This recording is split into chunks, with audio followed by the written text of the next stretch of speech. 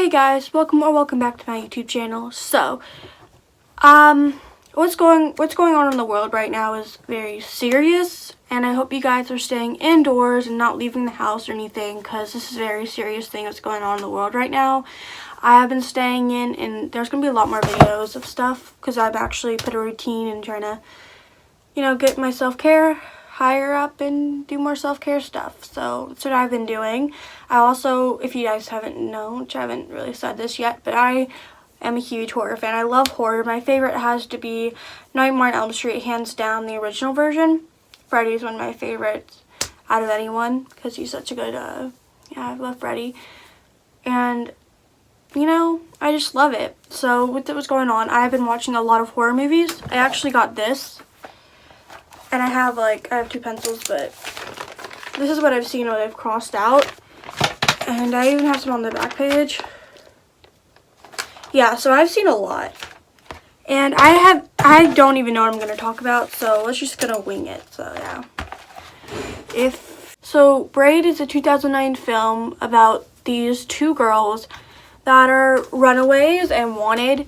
And they're going to their friends. I forgot what her name is, Daphne. That's Daphne's friend's house to steal money from her. What's interesting about this is something it's never done before. Halfway through the movie, there's a scene where, one of the girls finds this diary. And in the diary is written everything that's happened before. Like the cops running away, going to the house, everything. It's and it's a role play, too. And she didn't expect that. It's really original in a way that it's never been done before. I haven't seen any movie like this, which is really good, but it's also one of the bad things about this movie is it's super confusing at first. I don't even fully understand it now. But yeah, I mean, it's good horror. It's kind of more, has elements of horror, but it's not really horror. Horror, I think, is the aspect of all of it's unknown, which is really cool, but I don't know how to explain this movie, but it's confusing, but it's nothing you've ever seen before, which is really good in a horror movie because all of them today usually are something you've seen before or a remake, which is done good or bad depending on what they want to do. See Jane Doe. It came out in 2016, and I really, really love this movie. So Jane Doe was found in this little pit in the basement area of a house. And they find it that these two people, and there's a man or two people in the beginning that get killed, but it looks like they were trying to escape more. And it's really weird. And they get taken down to this morgue run by a father and a son. The son stayed with his father after his mother's passing. So later on, so they're doing the autopsy of the body, and they're finding really weird things come out of here. And eventually it gets picked, this little weird tapestry thing from her, which they take out. Great acting, though. It was really good acting in this. After that, weird things kind of start happening with the light above starts flickering. And she never comes up, which props to her. And then they start investigating this, and it finds out later on that she was killed in the witch trials. And you feel bad for her because, she was claimed a witch, and here goes, it was failed. So whatever they were doing to her, she could feel. So you felt bad for her, oh, dang. But then she kills the son and the father later at the end of the movie, which is real sad, but I mean, yeah, but you feel bad for Jane Doe, and then you realize she's evil, and then you feel bad.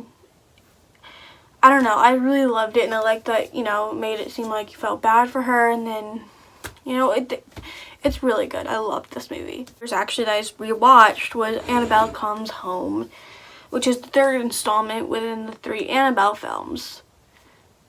I did not like this movie for several reasons that I'm going to get into. The daughter, which one thing I'll give them that I really liked is that how they put how their job affects their daughter. Good job. But I hate how they did it, because when you go down to the basement of haunted items, not it. I was not a fan of this movie. Personally, my rankings of the Annabelle films, of which I like and which I don't like, are very complex. They go from, I really liked the Annabelle 2, which was the, what was it? I really liked the second Annabelle movie. The third one, not a fan of. The first one, I did not like at all.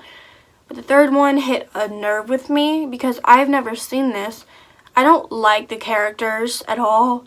Judy was the only one I decently liked. The acting, to me, was okay. I like that they gave personal meaning to one of the characters that starts all of that. But I hate how they did with everything else. But one thing I wish they did was they focused more on the spirits or the hauntings, which would have made it 10 times better than it ended up with, to be honest, because it wasn't scary at all. I did not flinch at all, which just happens a lot with horror movies. But hey, just saying, if you focused more on the haunting itself rather than some of the characters, it would have been a lot better movie. That's just my opinion. I saw would be definitely The Poltergeist from 1982, I think it came out. And I love this movie. It is one of my favorites. It is way ahead of its time. I love the acting is really good. It had a good plot going for it. There was 2 more sequels and there was a remake, which the remake wasn't that bad. But the third one was terrible. Second one was pretty good. Third one was awful terrible. Honestly, the remake is better than the third Poltergeist. So, that's just my opinion. But it's basically about this haunting. And through the TV, this little girl, I forgot her name, but she kind of experiences this. She gets dragged into this world of poltergeists that are trying to keep her there and follow her, and so she can take them to the light and she'll listen to them. But there's this evil spirit that keeps grabbing at her, keeping her there. And the family gets with these private investigators for paranormal. They come and then they have to drag her out of here. And she can only talk to the TV. Which, I love the ending. It was pretty funny. There was a TV and they kicked it out. It was pretty, actually, that was pretty funny. But great movie. I don't want to spoil too much because it's awesome. It's one of my favorites from the 80s, though. 80s and 90s is my favorite genre of horror. 90s had pretty good ones, but there's only one movie I did not like from the 90s that I've seen, which is Cube. So, most people disagree on me about that, but I don't know. It's on the top for some reason, which... It's more sci-fi than anything, but Saw. It's kind of like Saw, but not. Is I Know What You Did Last Summer and from the 90s. Now this was a really good movie. Basically, it's about these teens there's 4 of them, and I actually saw this 2 nights ago. Basically, I should shut up with basically and so, but it was at that in there too. They think they committed murder. They didn't, which is revealed later on. And 1 year later, the one girl, she gets a message saying, "I know what you did last summer," from the mail. And she tells her friends, and they oh, it's probably paranoia. And then weird things start happening to them. She finds a trunk in her body in a trunk. One gets run over. Another one gets attacked and her hair gets cut off, and then the other one just gets a letter, which they think it's the 4th person. I forgot his name. I'm bad at explaining things, but it's not him. And who it is revealed. It's awesome. It's funny because in the reveal, it reveals that he did this so they wouldn't get away with murder. But he was the one that tried to kill him first. So, explain that logic to me. Like, he was alive when they put him in the water. That's where they dragged him in the water. And they kind of lost contact after that. But it's a really good slasher movie. I highly recommend it. It's one of the best, to be honest. The movies both came out in 2016. And a lot of people love them. I don't. They're not the worst, but they're also not the best. So they're on my meh list. So first one up is Hush. Hush is about this girl who is deaf, which is already kind of cool. It's pretty cool. A deaf writer who gets chased by this killer. Whew, I have so many problems with this. First one.